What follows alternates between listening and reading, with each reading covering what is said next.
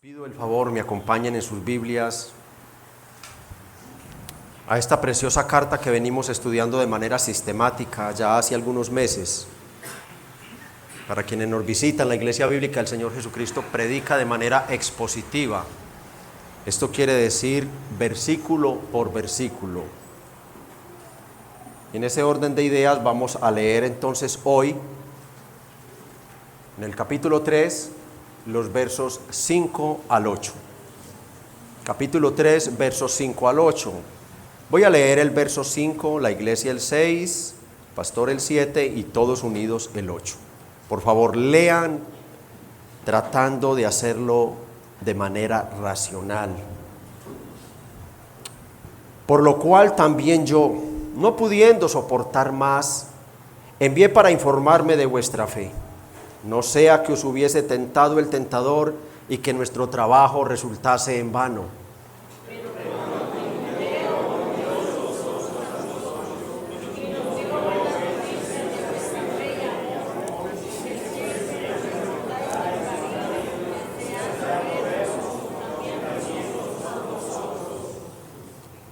Por ello, hermanos, en medio de toda vuestra necesidad y aflicción fuimos consolados de vosotros por medio de vuestra fe. Porque ahora vivimos si vosotros estáis firmes en el Señor. Amén. Por favor, acompáñenme en una breve oración. Padre, Dios Todopoderoso, Dios de la palabra,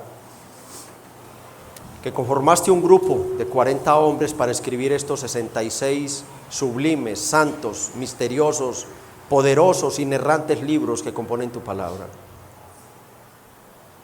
Así, Señor, estuvo en tu voluntad, que lo que contenían estos 66 libros era plenamente suficiente para revelarnos tu voluntad. Ahora tú nos has dado esta fe para creer solamente el contenido de este libro. Nos has dado la fe para creer cada sílaba, cada frase, cada capítulo, cada versículo. Y hoy nos tienes frente a este poderoso texto, maravilloso texto, en el cual tu Espíritu Santo nos está hablando poderosamente a nuestros corazones de la importancia de la fe de la iglesia. Porque ya nos has enseñado, Señor, a través de todo el contexto de tu palabra, que sin fe no hay salvación. Y que aunque algunos duden, existen dos clases de fe. Una fe fluctuante, falsa, que engaña y lleva las almas al infierno, y solo una fe genuina, una fe verdadera, que es la fe de Jesús. Hoy te pedimos, Espíritu Santo, fiel inspirador, ya nos has enseñado que tu palabra no fue escrita primordialmente o primariamente para nosotros. Ya nos has explicado que nosotros no somos la audiencia original de la Biblia. Nos has puesto en un contexto para enseñarnos quién fue esa audiencia en el primer siglo, por qué se le escribió a esa audiencia, quién le escribió y qué era lo que tú esperabas, Espíritu Santo, que la iglesia tomara en cuenta, reaccionara y cambiara por medio de lo que escribiste. Haz esa obra hoy aquí, Espíritu Santo. Haz esa obra, te lo pedimos. Sé con el débil e insuficiente, el predicador que has escogido en esta mañana, y sé con los débiles que están acá, Señor, escuchándote. Tú los has traído. Nadie más los ha traído a este lugar. Eres tú el que pones el querer como el hacer por tu buena voluntad. Oh, te suplicamos pues, Espíritu Santo, que hoy impactes cada vida, cada corazón y cada alma con lo que tienes para decirnos. Danos oídos santos para oír.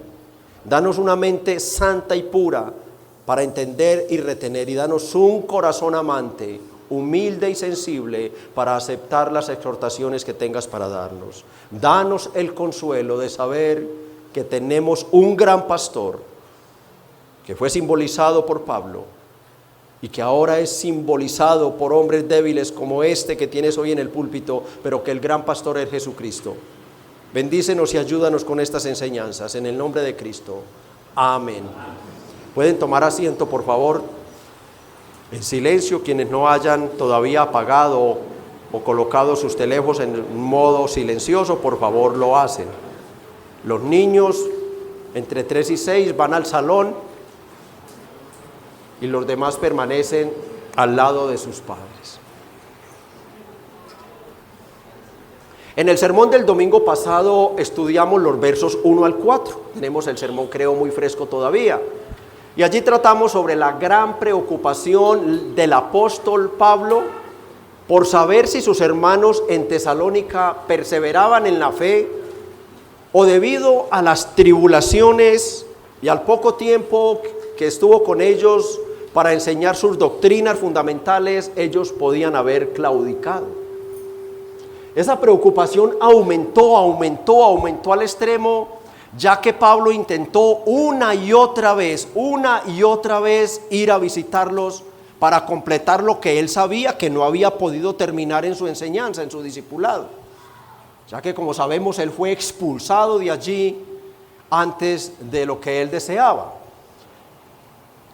Pero le fue humanamente imposible hacerlo de manera personal, como lo expresa en los versos 17 y 18, ya que el demonio le cerró todo camino, toda posibilidad para poder ir personalmente a Tesalónica. En vista de esto, en los versos 1 y 2, entonces, el equipo misionero toman una decisión. Y esa decisión está, en primer lugar, quedarse solos, cada uno a su misión. Silas a Filipos, Timoteo a Tesalónica y Pablo se queda en Atenas. De allí luego Pablo, él viaja a Corinto. Timoteo, de manera especial, es quien nos ocupa. Fue enviado con una misión: ir y ser los ojos y los oídos de Pablo, ver y escuchar lo que estaba pasando con la iglesia, y luego traer un informe al apóstol Pablo. Y nos ha quedado claro que la mayor preocupación de Pablo era la fe de la iglesia. Este capítulo es un capítulo corto, pero hace un énfasis tremendo, hermanos, tremendos, en cuanto a la fe. Verso 2 nos dice que Timoteo fue enviado para confirmaros respecto a vuestra fe. Verso 5 dice que Timoteo fue enviado para Pablo informarse por medio de Timoteo referente a vuestra fe.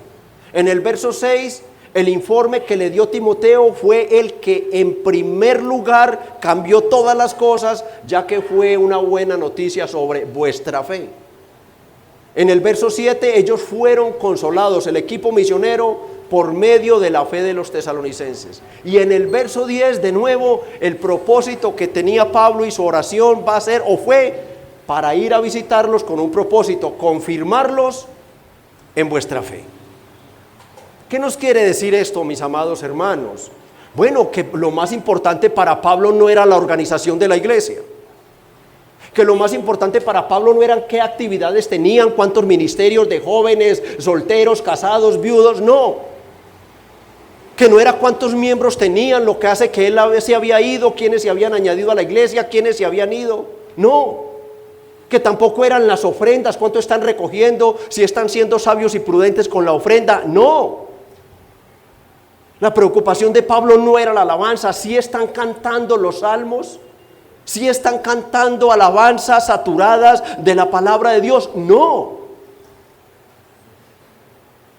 era si la predicación del sermón duraba 2 o 3 horas, como debería durar todo sermón, no que a la media hora ya estén mirando el reloj con ganas de irse. No, esa no era la preocupación de Pablo, ¿Por qué? Porque todo esto que he mencionado y otras cosas que se manejan dentro de una iglesia dependen ¿de qué? De la fe. Dependen de la fe. Si no hay fe, no hay salvación. Y si no hay salvación, no hay creyentes. Y si no hay creyentes, no hay iglesia. Bueno, entonces estamos entendiendo mucho mejor cuál era la preocupación de Pablo por la fe de la iglesia. Si no había una fe genuina, no había nada. No había nada. La fe, hermanos, es vital para el establecimiento de una iglesia y para el sostenimiento y maduración de la iglesia. La fe es la prueba de esa nueva vida en Cristo. Esa fe se demuestra es por ese caminar diferente a lo que antes era esa persona. Es la fe la que obra y luego se demuestra. En el sermón anterior quedamos entonces con Silas viajando a Filipos, Timoteo viajando a Tesalónica y Pablo solo en Atenas en angustiosa espera. ¿Esperando qué? Que por la misericordia de Dios Timoteo lograra llegar a Tesalónica, que allá no lo fueran a matar o a meter a la cárcel y que Timoteo algún día pudiera regresar y contarle qué pasaba con los recién convertidos. Hoy continuamos el estudio en los versos 5 al 8, un texto que es muy importante, toda la carta y toda la Biblia, pero este texto es muy importante para nosotros, ya que en medio de él se encuentra el motivo, la razón o el acontecimiento que dio origen a esta carta que estamos estudiando. Lo que narra este verso 6 es lo que da origen a la carta. Entendamos que Pablo no envía a Timoteo la primera vez con una carta. No, Timoteo no lleva carta. Timoteo regresa, como vamos a ver, da un informe y ese informe relatado en el versículo 6 es el que da origen a la carta. Todo el contenido de esta carta gira en torno a lo que narra el verso 6. El regreso de Timoteo con sus buenas noticias sobre la fe de los tesalonicenses. Esa es la importancia del versículo. Es el corazón de esta carta. Y de ahí su tema principal. El regreso de Timoteo con las buenas noticias sobre la fe de los hermanos en Tesalónica para regocijo y consuelo de Pablo y su equipo misionero. Ese es el tema principal de El título continúa siendo el mismo, el amor entrañable de un pastor bíblico por los hermanos, tercera parte. Y estaremos viendo dos cosas sobre este amor sufriente, este amor que padece por los hermanos. Veremos el amor entrañable, su preocupación y sus motivos. Ese verso 5 nos da una enseñanza sobre la preocupación ahora personal de Pablo y nos habla de unos motivos principales de esa preocupación. En segundo lugar veremos el amor entrañable de un pastor que sufre, su respuesta. Ese amor sufriente, ese amor que padece va a tener una maravillosa respuesta. Va a ser correspondido. Y eso se va a convertir obviamente ¿en qué? En su consuelo. En su consuelo. Veamos pues entonces nuestro primer encabezado. Verso 5. Por lo cual también yo, no pudiendo soportar más, envié para informarme de vuestra fe, no sea que os hubiese tentado el tentador y que nuestro trabajo resultase en vano. Este verso 5 es un compacto, es una síntesis, es un breve resumen en el que Pablo compacta todo lo que hemos venido viendo desde el verso 17. Nos habla del deseo, la preocupación, las decisiones que tomaron sobre enviar a alguien a visitar a los hermanos, pero nos añade dos motivos más a su preocupación. El primer motivo es la aparición de los demonios en Tesalónica. Y la segunda preocupación es que podía echar por tierra su proyecto de plantar una nueva iglesia en Tesalónica. Esas son las dos preocupaciones que añade Pablo ahora y que realmente son el centro de su preocupación. Son el centro de su preocupación porque ya en la introducción quedó claro que si no hay fe, no hay nada. No hay nada. Pablo continúa su narrativa entonces diciendo, por lo cual también yo, no pudiendo soportarlo más. Esto de inmediato nos conecta con algo que hace poco, muy poco leímos. Y es que en el capítulo 3, el verso 1, leímos, por lo cual no pudiendo soportarlo más, acordamos quedarnos solos en Atenas. La diferencia está en que Pablo hace un cambio, él pasa de el plural al singular.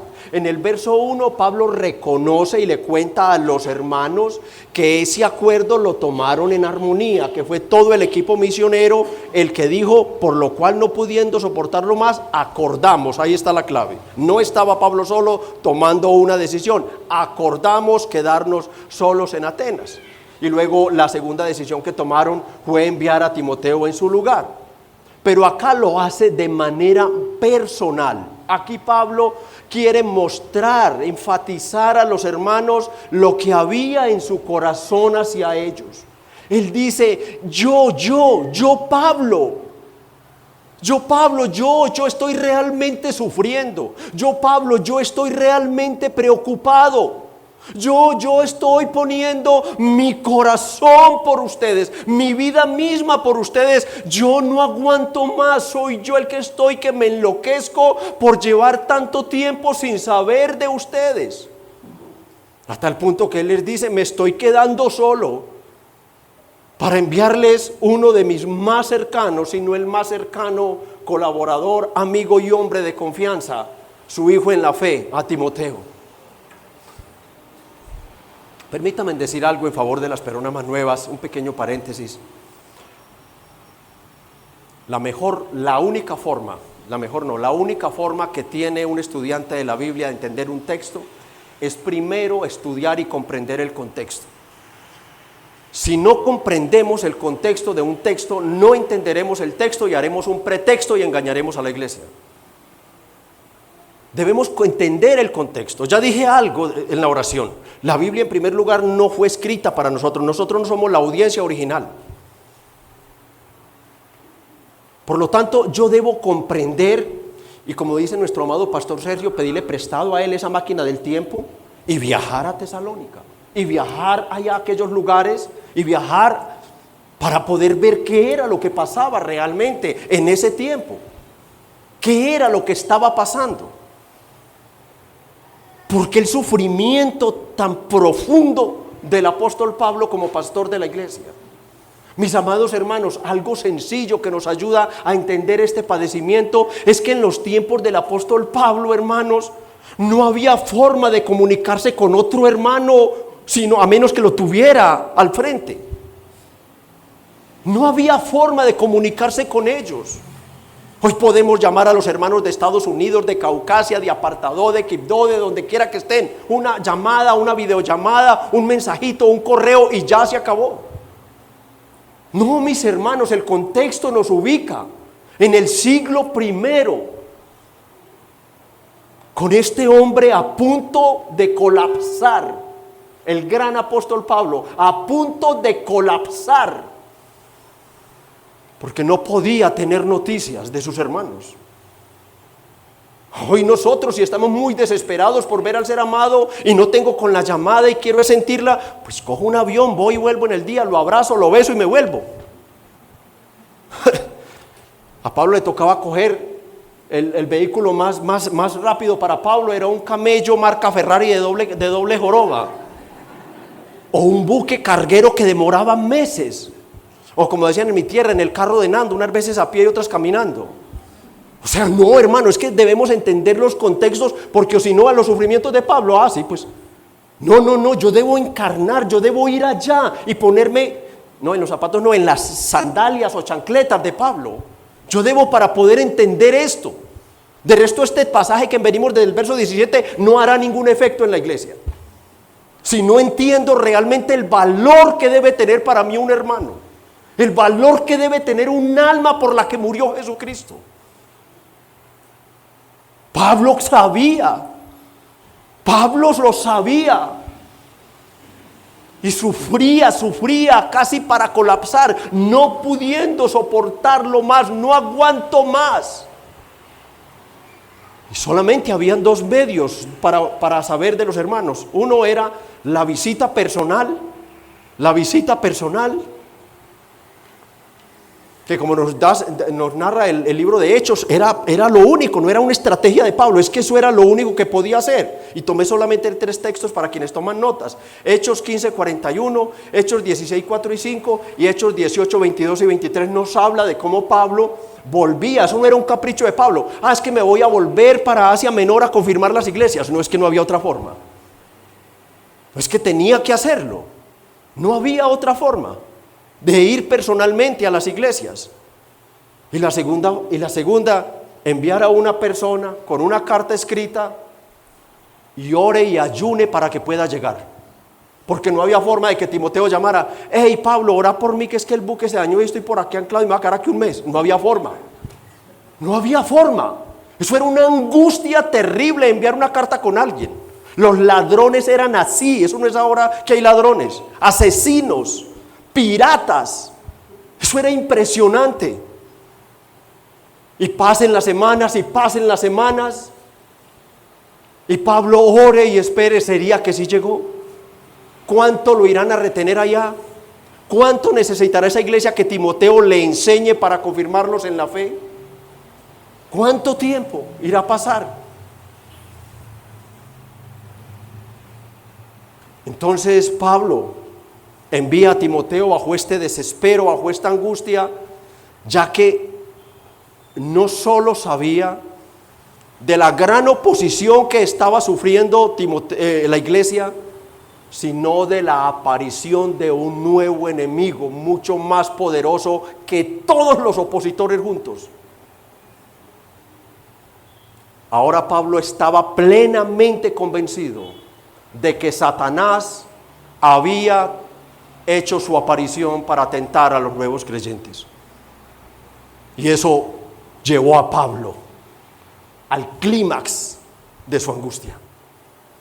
Llevó a Pablo al clímax de su angustia. El verso continúa diciendo: no sea que os hubiese tentado el tentador y que nuestro trabajo, nuestro proyecto, nuestro esfuerzo por plantar una iglesia resultase en vano. Y este es el motivo principal de la preocupación de Pablo. Este es el motivo principal. Si Satanás, lo sabía Pablo, había tentado al Señor Jesucristo,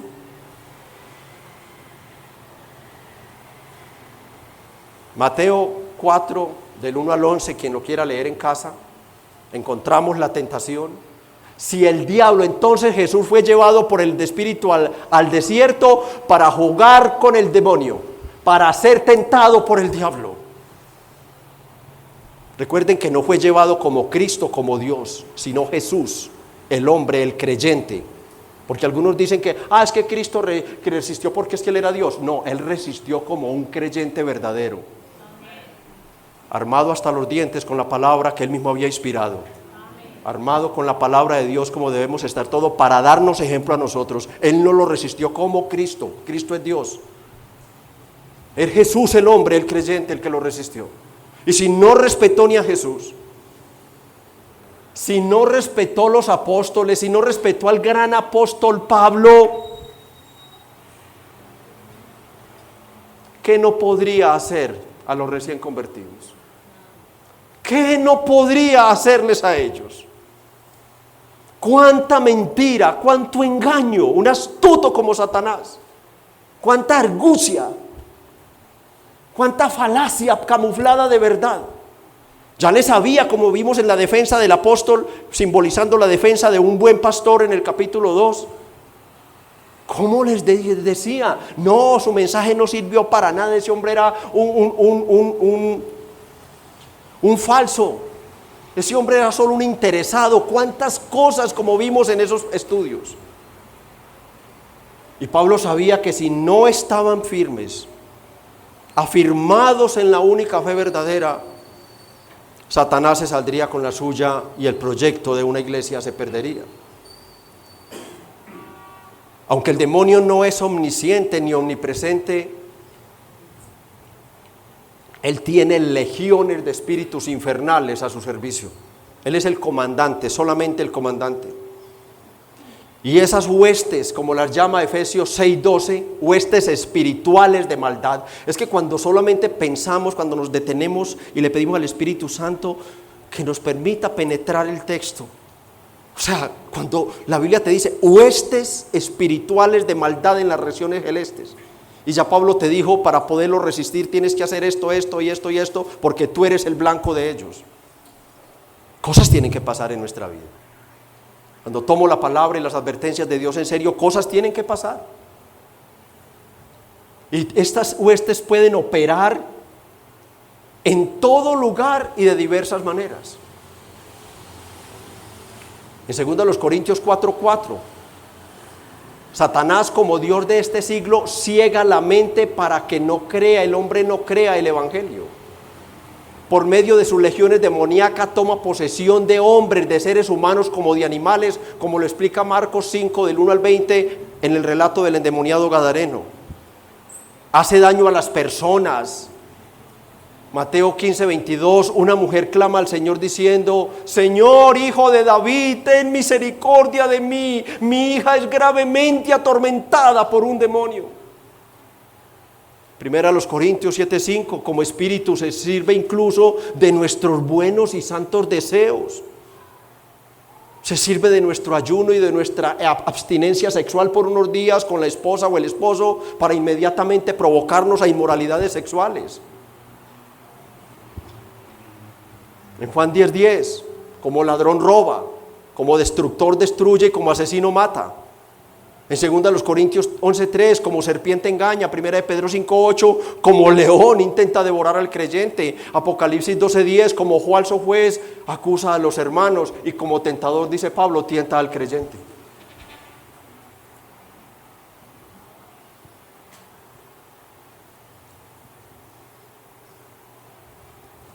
Pablo nos está dando una redundancia.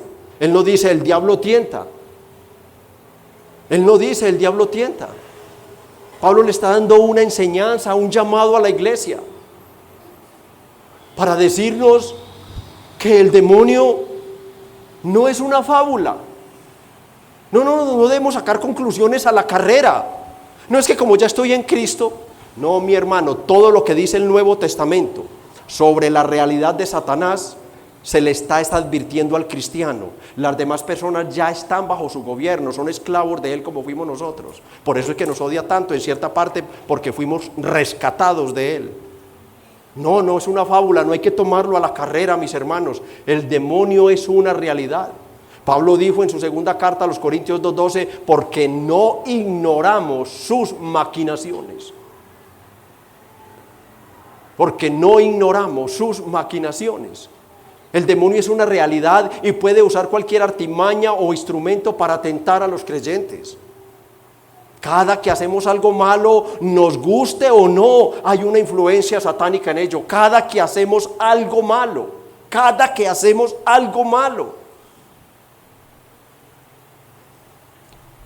Y esperaba que la iglesia dijera amén. Cada que haces algo malo, cada que tu pastor hace algo malo, está habiendo, me guste o no, una influencia satánica en ello. Satanás se sirve de nuestras concupiscencias.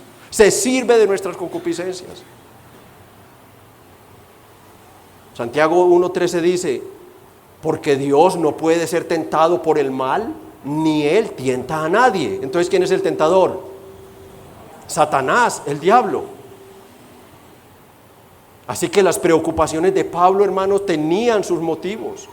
Las tribulaciones por un lado, el tentador por el otro, y el riesgo de que todo su proyecto de plantar una nueva iglesia en Tesalónica fracasara. El principal propósito del demonio es impedir que el reino de Jesús avance. Es impedir que el reino de Jesucristo avance.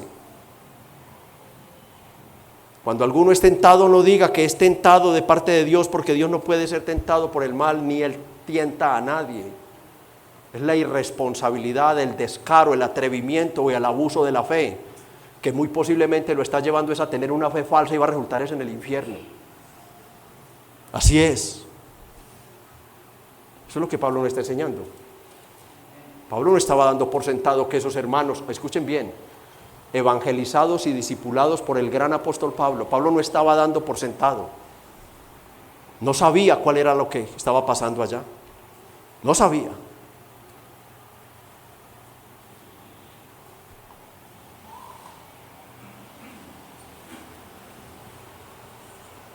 Por tanto, Pablo, en esa gran preocupación, envía a Timoteo mientras él esperaba, ansioso por su regreso y esperando qué respuesta le iba a dar Timoteo. Piensen en un poquito. Años sin ver a una persona, no puedo hablar con ella, necesito urgentemente algo de esa persona. Y solo puedo esperar que venga alguien a contármelo. Esto nos conecta con nuestro segundo encabezado, el amor entrañable, su respuesta, su consuelo.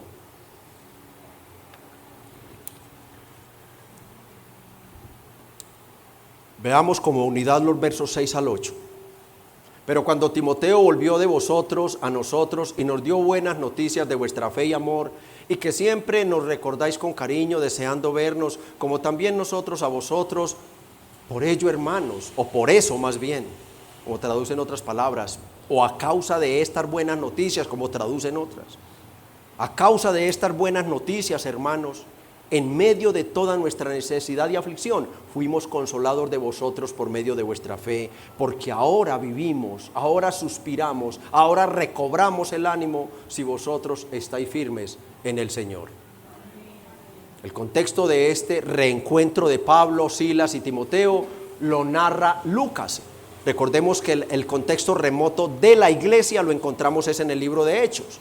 Y allí en Hechos 18:1, después de estas cosas, Pablo salió de Atenas y fue a Corinto. Se encuentran en Corinto, verso 5. Y cuando Silas y Timoteo vinieron de Macedonia, Macedonia es donde estaban aquellas iglesias del continente europeo, Filipos y Tesalónica. Cuando ellos llegan, Pablo estaba entregado por entero a la predicación de la palabra, testificando a los judíos que Jesús era el Cristo. Allí está el reencuentro, y allí Pablo en Corinto recibe el informe de Timoteo, estas buenas noticias del verso 6, y es desde Corinto donde escribe la carta. Esta carta tiene su origen en Corinto. Es desde Corinto que él escribe la carta y luego va a volver a enviar a Timoteo. Timoteo hizo como mínimo 3 viajes a esa iglesia, porque luego Timoteo regresa con esta carta que estamos estudiando. Se da cuenta que aún hay unas debilidades en algunas doctrinas, especialmente continuaban con algunas debilidades en cuanto a la escatología, al día del Señor o parousia del Señor. Se encontraban con algunas debilidades en cuanto a la responsabilidad de trabajo y otros detalles, y vuelve a ver lo que ya nosotros veremos, si Dios nos prolonga la vida, la segunda carta de Pablo a los tesalonicenses. Pero la que nos concierne fue escrita, como ya he dicho, desde Corinto a causa de este informe de este verso número 6. ¿Qué dice Pablo en esta carta entonces? Entonces ahora Pablo le dice a los tesalonicenses, por medio de esta carta, Timoteo ha llegado. Miren ahí el verso 6. Pero cuando Timoteo volvió de vosotros a nosotros. Y es interesante cuando dice, usa estas palabras o cómo ordena esta frase. Volvió de vosotros a nosotros. Lo que nos quiere decir es que aquí hubo un tiempo largo y que Timoteo no regresó. Que Pablo lo había enviado para informarse y consolar a los hermanos en representación de Pablo, y que ahora la iglesia lo enviaba como representación, valga la redundancia, de la iglesia para consolar a Pablo por medio de estas buenas noticias.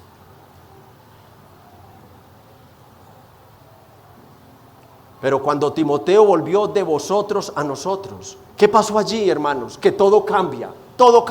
Pablo escucha lo que su corazón más anhelaba. Timoteo abre su boca y de ella salen las palabras más consoladoras y esperadas por el apóstol Pablo.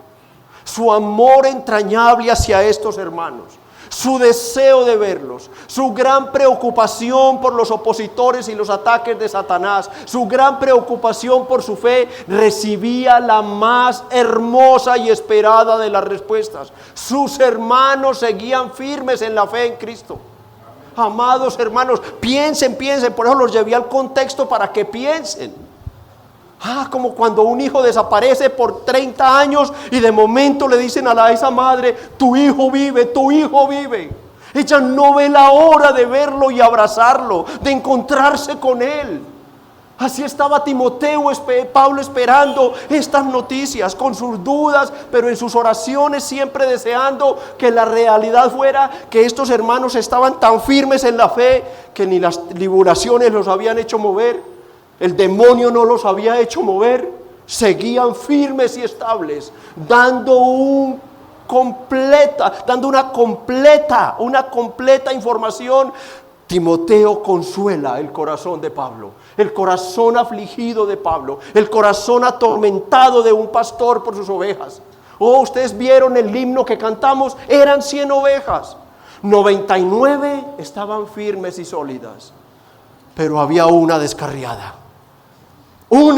Es que una sola que logremos sacar del infierno, una sola que logremos nosotros en nuestra responsabilidad de evangelizar, discipular, una sola que le arranquemos, una sola vale nuestra propia vida, mis hermanos.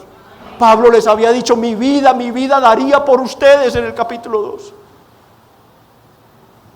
No han dimensionado algunos que no hablan de Cristo el infierno, no lo han dimensionado, no, están tomando la palabra como cosa liviana, como motas de algodón. No, es una roca, una piedra que va a salvar a unos y va a caer sobre otros para aplastarla, mis hermanos. Va a aplastar a los que no crean, va a aplastar a los que juegan con la gracia y juegan con la fe, va a aplastar a los borrachos, a los idólatras, a los drogaditos, a los maldicientes que aún se sientan en las sillas de la iglesia de Cristo y dicen soy cristiano. Van para el infierno y no se arrepienten. Van para el infierno porque este libro no miente. Las cosas que hace el Espíritu Santo. Vamos a Gálatas, por favor. Esto es un pequeño break, aquí un paréntesis, hermanos.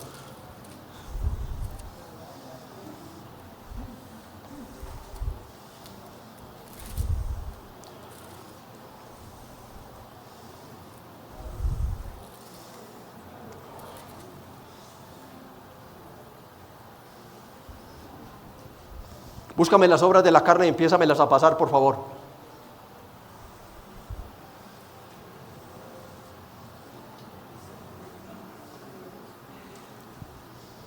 Y manifiestas son las obras de la carne que son. Espero que si hay alguien acá en uno de estos pecados, tiemble hoy y se arrepiente. Y se arrepienta. Esto no lo tenía en el bosquejo, pero no lo voy a eludir. ¿Cuál es tu fe? ¿Cuál es tu fe? ¿Cuál es tu temor en tu Señor? Y manifiestas son las obras de la carne que son adulterio, fornicación, inmundicia, lascivia, continuemos, idolatría, hechicerías, enemistades. Lo que más detestamos los pastores son las enemistades en las iglesias, que hermanos no se hablen, o se arrepienten o se van de la iglesia, por favor. Pleitos, celos, iras, contiendas, disensiones, herejías, envidias, homicidios, borracheras, orgías y cosas semejantes a estas. Ojo, no diga no estoy en estas, empieza a comparar otra lista de estas cosas semejantes, algo que se te parezca a eso que estés practicando, acerca de las cuales os amonesto, como ya os lo he dicho antes, que los que practican tales cosas no heredarán el reino de los cielos. Y Dios me ha puesto para que te advierta sobre tu pecado. Yo no estoy aquí, como Pablo dijo, para agradar a los hombres, sino para transmitirte la palabra de Dios y decirte, arrepiéntete si estás en la práctica de un pecado de esos. Arrepiéntete, porque estás tan engañado por el demonio que viviendo en ellas dices que eres cristiano y que vas para el cielo. No, la palabra ha dicho, los que practican tales cosas, practican semanalmente emborrachándose, a veces hasta 2 o 3 semanas, encadenados al tabaco, a la droga, a su vulgaridad en su boca. Y dicen que son cristianos y van para el cielo. No, pero Dios te ha traído para que te arrepientas. Para que te arrepientas y escapes del infierno.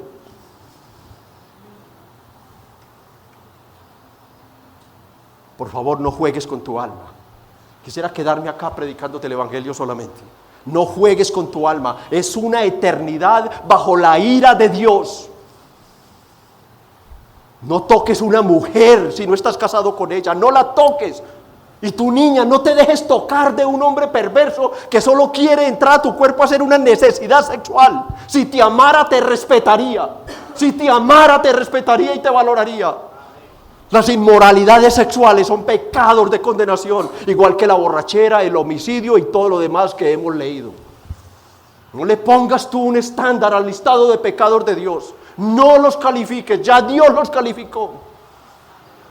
Y así como advierte que te condenará si los practicas, así te dice: ven a Cristo, arrepiéntete que te perdono y te salvo. Porque de tal manera amó Dios al mundo que ha dado a su Hijo unigénito, para que todo aquel que en Él cree no se pierda, mas tenga la vida eterna. ¿Cuál es tu fe? Tú que estás aquí, ¿cuál es tu fe? Pablo escucha las palabras más consoladoras, amados hermanos, más consoladoras. Pablo ahora podía estar tranquilo, hermanos. Hermanos, su trabajo en Tesalónica, aunque él sabía que la función de él era ir y predicar y que todo estaba en las manos de Dios, pues ese Dios fiel le respondió. Ese Dios fiel le respondió diciéndole: he guardado la iglesia, la he cuidado, la he protegido.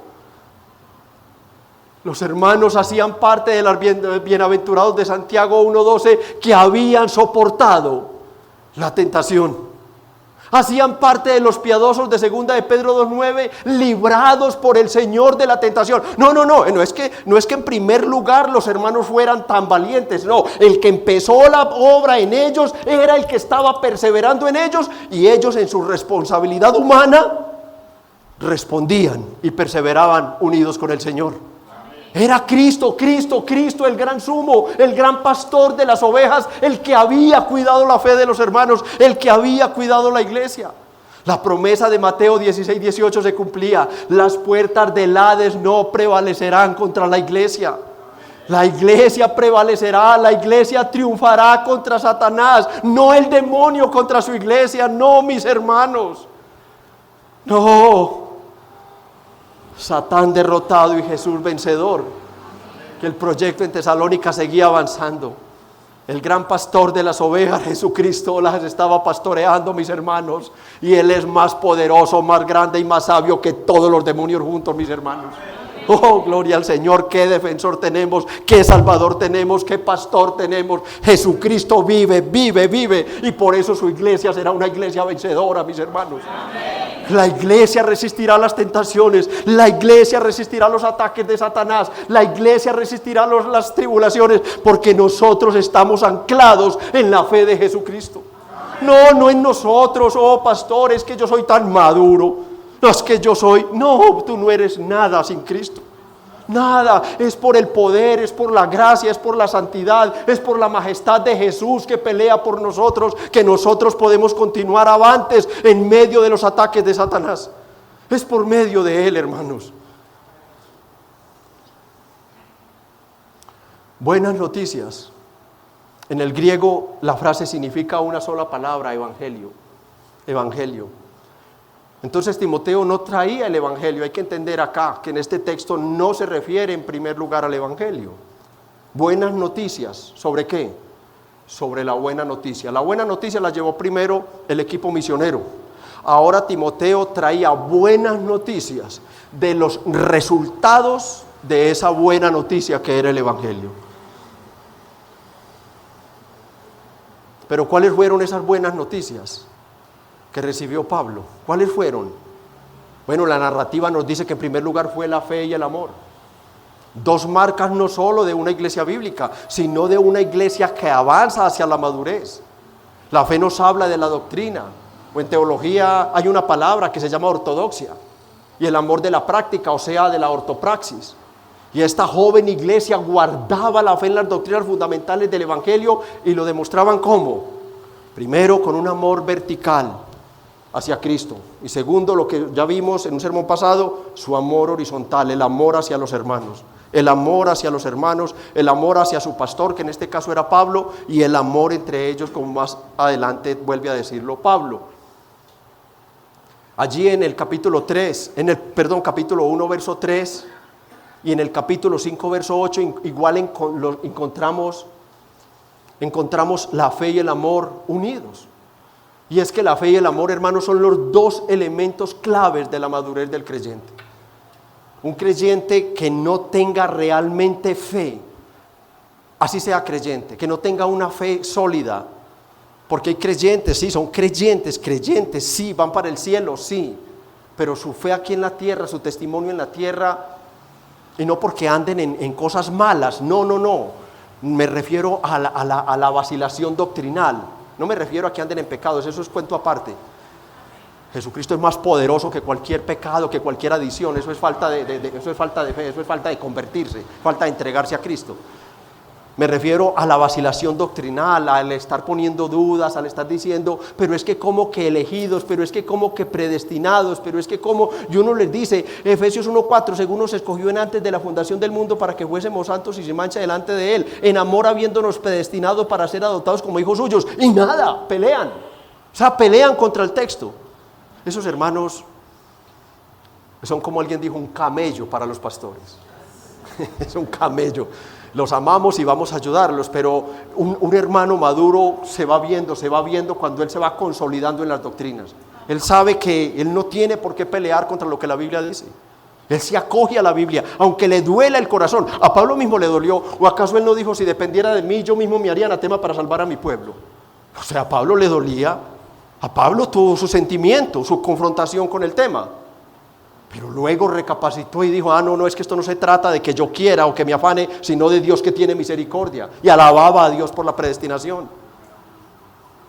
Y el amor es la marca de la fe. El amor es la marca de la fe, mis hermanos.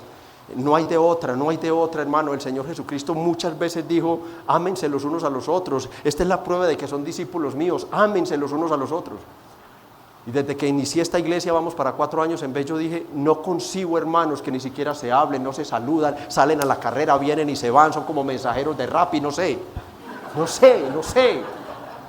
hermanos, es que no han entendido, hermanos, que es que seremos hermanos por toda la eternidad, y esta es la verdadera familia, porque los que mueran sin creer, ojalá que no, Dios quiera que no, los que mueran sin creer de tu familia, hasta el día de la muerte fueron tu familia.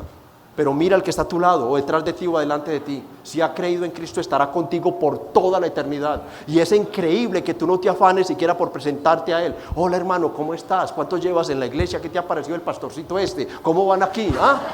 No, hermanos, No, salúdense, es que son una familia en Cristo. Somos un solo cuerpo, tenemos un mismo espíritu, un mismo bautismo, un mismo Señor y Salvador, un mismo Padre, hermanos. El amor, o sea, la fe verdadera se demuestra ¿cómo? Amándonos los unos a los otros. ¿Vamos a amarnos más de hoy en adelante? Empecemos por conocernos, invitémonos a tomar un tintico después del culto, o invitémonos a almorzar. Bueno, me invitan a mí también ahora si quieren, pero les cuento que somos 5. La tercera buena noticia, mis hermanos, que transmitió Timoteo fue el cariño con que les habló. El cariño con que le recordaban. Y parece muy sencillo, mis hermanos, pero en un cristiano maduro no. En un cristiano, inmaduro no. ¿Por qué? Porque si ellos fueran inmaduros, no, ¿qué voy yo a querer a saber de Pablo? A él la que nos metió. Vea este.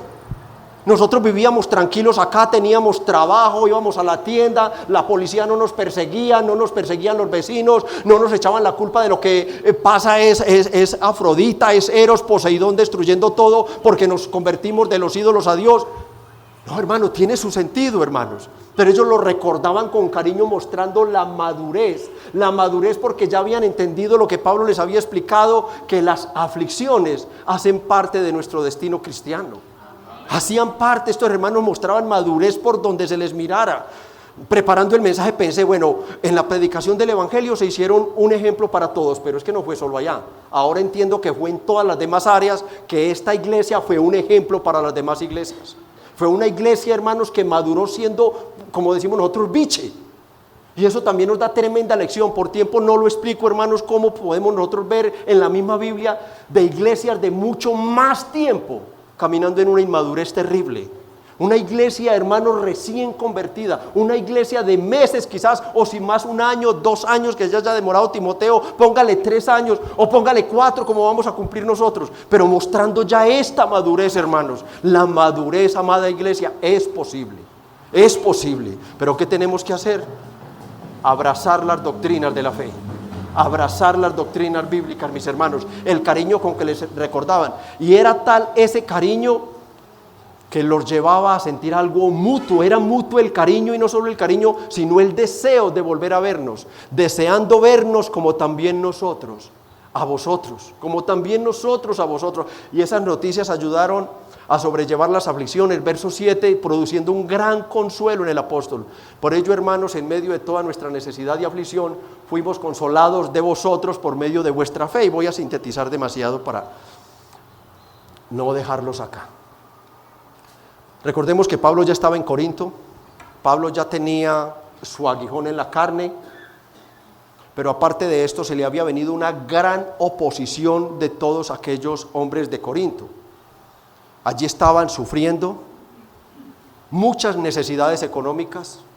Nos permite ver la palabra también en Corinto y en Filipenses, que estos hermanos de Tesalónica no solo envían la carta, sino que también envían una ofrenda económica para el pastor. Envían una ofrenda económica para él, y todo eso, dice Pablo, en nuestra necesidad. Por eso Pablo aquí está poniendo la palabra necesidad, y están de acuerdo los comentaristas en que era que Pablo estaba en una situación apremiante económicamente, debido a que no le permitían siquiera trabajar por la opresión tan fuerte que tenía allí la persecución. Y estas buenas noticias se convierten en él en un aliciente, en una voz de ánimo, en un aliento profundo para el apóstol Pablo. A tal punto que esto lleva a Pablo a usar una hipérbole santa que llamamos. En esa alegría Pablo dice en el verso 8, ahora vivimos si vosotros estáis plantados en el Señor. Es una hipérbole santa, o sea, una exageración. Al igual que cuando el Señor en Mateo 18, 8 y 9, para poner el ejemplo, Él dijo, si tu mano o tu pie te son ocasión de pecar, córtalos y échalos de ti, o si tu ojo te es ocasión de pecar, sácalo y échalo de ti. Es una hipérbole. El Señor no estaba diciendo, cortes en las manos, imagine aquí todos sin manos, o saques en los ojos aquí todos sin ojos. No, aunque han llegado al extremo. Hace poco una persona llegó al Evangelio en una secta y fue tan mal adoctrinado que se sacó los ojos. Pero es real lo que les estoy diciendo. Por miedo al infierno. Y otros viviendo en los vicios, las borracheras, los pecados escandalosos como si nada. Y ese hombre hasta se sacó los ojos por miedo al infierno. Pablo está usando pues acá una hipérbole, diciendo, estaba tan preocupado antes de saber de vuestra fe, que yo estaba muriendo, me faltaba el aire para respirar, pero esas buenas noticias me hicieron volver el alma al cuerpo, mi corazón volvió a palpitar. Ahora Pablo está diciendo, tengo paz, estoy tranquilo, ahora puedo vivir en medio de lo que estoy viviendo acá, por la fortaleza que me da saber lo que está pasando allá con ustedes, saber que ustedes están firmes en su fe en el Señor. Hermanos, la preocupación de Pablo definitivamente era la fe de los hermanos. Pablo sabía que si estos hermanos tenían una fe que podía ser débil, verdadera pero débil, o incluso falsa, todo estaría perdido. Hay un hermoso himno que nosotros cantamos de vez en cuando que dice, mas con él todo es perdido, en nuestras fuerzas contra Satanás todo es perdido, pero viene la bendita promesa, más por nosotros pugnará, de Dios el escogido. Oh, gloria al Señor. Qué tremendo, mis hermanos. Estos hermanos, nuestros hermanitos, los vamos a ver en el cielo. Tengo una dicha tan grande en mi corazón estudiando esa carta, yo los voy a ver en el cielo. Y les voy a decir, qué vergüenza, ustedes con esa fe y yo con una fe tan vaga. Sí, sí, hermanos. Es como el que dice, me encanta el libro de Daniel, me encanta el libro de Daniel. Bueno, cuando te veas con él en el cielo le vas a decir, y Daniel te va a preguntar, ¿y cómo fue tu fe? ¿Cómo fue con tu fe? ¿Te aguantaste sin contaminarte con el pecado? ¿Qué fue lo que entendiste de mi libro? ¿Qué fue lo que entendiste de mí? Hermanos, que nuestra preocupación sea la fe. Que nuestra preocupación sea la fe de todos los que nos rodean. Claro está, primero la nuestra. Examinar la fe. Que nadie esté viniendo aquí a la iglesia por imposición de papá, de mamá, de esposo, de esposa. No. Que todos los que estén viniendo aquí a la iglesia estén viniendo porque personal y libremente ellos desean fervientemente estar aquí. Si tú estás viniendo forzado, tu fe es vana. Si a ti te tienen que levantar, quitar la cobija, o incluso decirte, vamos para la iglesia que cuando venga yo tal cosa, negociar, primero que todo, padre, madre, esposo, esposa, no vuelvas a negociar. Tú no tienes por qué hacerlo. Tú no tienes por qué hacerlo. Si eres un padre y tu hijo es menor de edad, tú tienes la obligación de traerlo acá, y si no quiere asistir a la iglesia, echarlo de casa, porque es un enemigo de Cristo, y a los enemigos de Cristo los quiero lejos de mí. Cuando alguien se resiste a venir a la iglesia, es porque está declarando públicamente, está declarando abiertamente que es enemigo de Cristo. Una cosa es que esté viniendo y quizás ahí vendrá entre dientes o algo, pero los que dicen, es que no voy, es que no me invites, papá, es que no sabes que no me gusta ir allá, pues tampoco me gusta verte aquí, tampoco me gusta verte aquí. ¿Es la gloria de Cristo o es el amor pecaminoso por tus hijos? ¿Cuál es tu fe? ¿Cómo la estás demostrando? Es el punto. ¿Cómo estás demostrando tu fe? Tu fe está conectada con el honor de Cristo, con la gloria de Cristo. Hijos en la casa, entrando las amantes a dormir en la casa, y el papá creyente y la mamá creyentes. Hijos de entrando borrachos. Padres con hijos homosexuales y lesbianas. Padres tratando al hijo que, influenciado, como hemos aprendido y confirmado hoy, por el demonio, se siente mujer, y entonces la madre que lo crió, guárdame decirle lo que iba a decir, que lo crió viendo que era un varoncito, que lo registró, que le sacó la cédula, y ahora las propias madres o padres diciéndole, mi hija, mi amor, mi nena. ¡Oh, qué vergüenza! ¡Vergüenza! ¿Dónde está tu fe? ¿Cuál es tu fe? ¿Cuál es?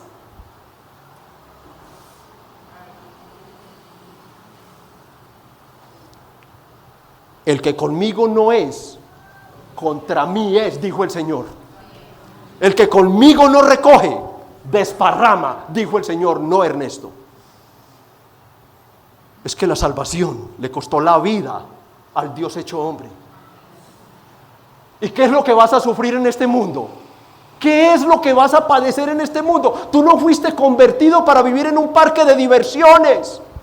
Tú fuiste convertido para sufrir por la gloria de Cristo. Es parte de nuestra herencia. Es dicha, es gozo, es honor sufrir por Jesucristo. No sufras por ser borracho, ladrón, pícaro, homosexual, adúltero. No, no, no. Pero sufre por Cristo para que demuestres tu fe en Él. ¿Cuál es tu fe? ¿Tienes una fe genuina? ¿Tienes la fe de los elegidos y predestinados? Los que ponen por encima de todo la gloria de Cristo antes que tus felicidades y tus comodidades. Hermanos, la preocupación de Pablo como pastor era muy profunda. Pero también, hermanos, no demos nada por sentado. La aflicción más grande para un pastor, y debe serla para ustedes, es cuando vemos a alguien que dice ser cristiano viviendo en el pecado. No hay cosa más triste y más preocupante. No puede haberla, mis hermanos. Cuando veas a alguien que se dice hermano y veas que sus frutos son realmente contrarios a la fe verdadera, entonces exhórtale en amor al arrepentimiento. No demos por hecho que él es un salvo. No. Por sus obras, por sus hechos los vamos a conocer. No, Pablo sufrió mucho hasta comprobar la naturaleza de la fe de los tesalonicenses. La salvación es por fe, claro que sí, Efesios 2, 8 y 9. Pero Santiago 1, 17, en plena armonía con Pablo y con el mismo Efesios 2, 10, dice que la fe sin obras es muerta. ¿Y a cuáles obras se está refiriendo? a cambios de conducta, abandono de vicios, abandono de pecados. Esas son las obras. La fe que salva se demuestra con obras, con toda clase de cambio, de abandono de vicios. Cristo es grande, Cristo es soberano, Cristo es poderoso y nos ha dado una fe tan grande y poderosa como Él mismo. Una persona con la fe verdadera, nos dice la misma palabra, puede caer en un pecado, pero no practicar el pecado. No, vean por favor de manera rápida, 1 de Juan 3, 8 y 9. Vean 1 de Juan. El que practica el pecado es hijo de Dios, es hijo del diablo. No se engañen, hermanos, no se engañen. Pero tampoco engañen a los demás diciéndoles, no, lucha con tu pecado, ahí le vas dando. No, es que nadie va a ser perfecto. Eso es verdad, esa segunda parte. Pero la fe se demuestra con abandonos de pecados. El que practica, amados, es que es muy distinto, tristemente sí. La Biblia misma nos dice, empezando por los pastores y a los demás, el que esté firme mire que no caiga. Vivimos en un alto riesgo por nuestra pecaminosidad humana y ya sabemos por estas huestes infernales que Él pecó y Él quiere que todos pequemos. El que practica el pecado es del diablo. Así que examina tu mente y tu corazón hoy. Pues las cosas del Espíritu Santo, esto no... O sea, examínate, porque la fe verdadera va acompañado de verdaderas obras de fe. Porque el diablo peca desde el principio, para esto apareció el Hijo de Dios. Mira la promesa que tienes, para eso apareció el Hijo de Dios, para deshacer las obras del diablo. Entrégate a Jesucristo, confía en su poder, confía en su gracia, confía en su amor. Tú no necesitas del pecado, tú no necesitas de los vicios para vivir. Es una mentira del diablo. Estás en cadena de amargura por el mismo Satanás. No la necesitas. Tienes el amor de Cristo y el poder de Cristo para ser libre de todo pecado. Hermano, hermana, si a pesar de las tribulaciones y tentaciones tú perseveras en agradar a Dios, pecas y corres y te arrepientes,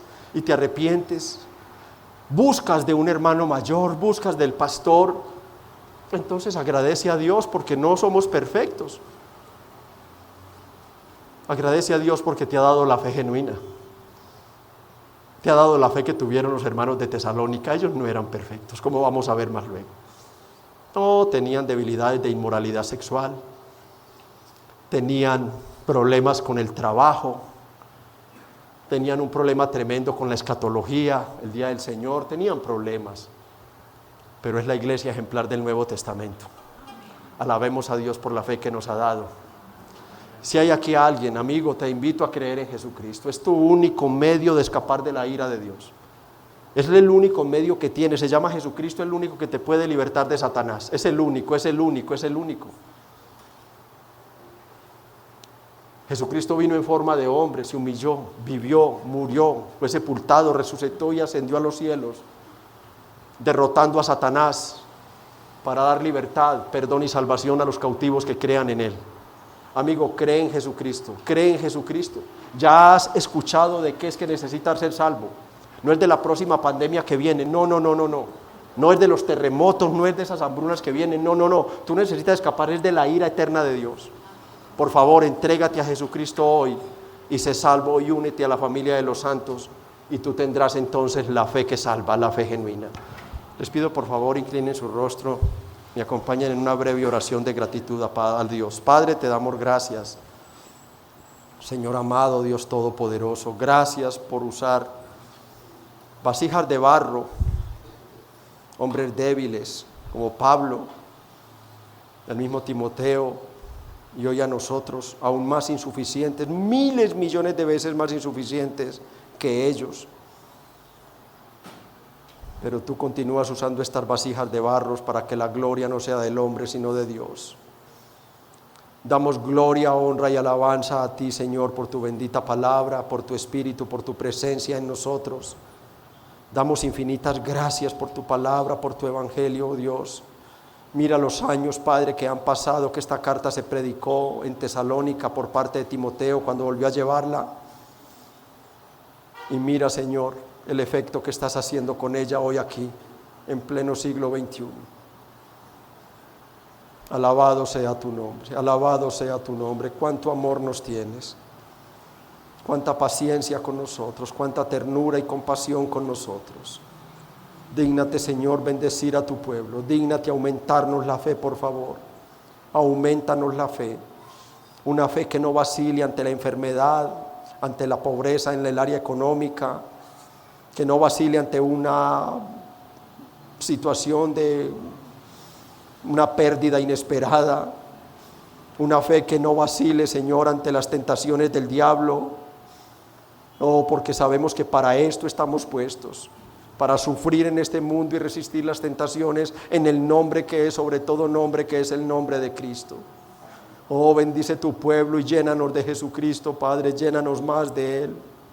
Llénanos más de su nombre, de su obra, de sus méritos. Llénanos más del poder de su sangre, el poder de su cruz, Señor. Oh, amantísimo Padre, gracias por cuidar esta iglesia en Bello como cuidaste la de Tesalónica.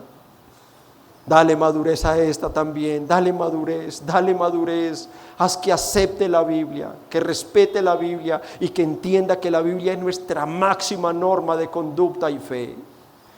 Danos también a los predicadores, Señor, danos la gracia, pero también el poder y la autoridad para predicar tu palabra tal y como la pones en nuestro corazón, como la has dejado escrita, Padre, para que tu iglesia sea edificada doctrinal y teológicamente. Ella debe aceptar la palabra predicada. Es el medio de gracia más poderoso, es la línea más poderosa para edificación que hay. La predicación expositiva. Continúanos bendiciendo, te lo pedimos, Señor, y por aquellas personas, oh Padre, a las cuales hoy hablaste tan profundamente, Señor, referente a sus conductas de pecado, negando la fe, antes blasfemando de ella en sus hogares, en sus vecinos y en nuestros lugares donde conocen de sus vicios, de sus desmanes, de sus desórdenes, antes avergonzando el Evangelio.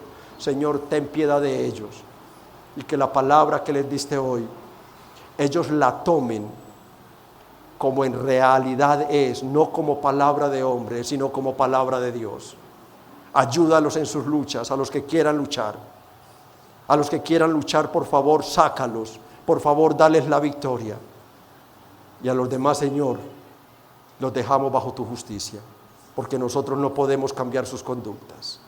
Gracias te damos, Padre, por estar con nosotros y hablarnos tan claramente. En el nombre de Jesús. Amén y amén.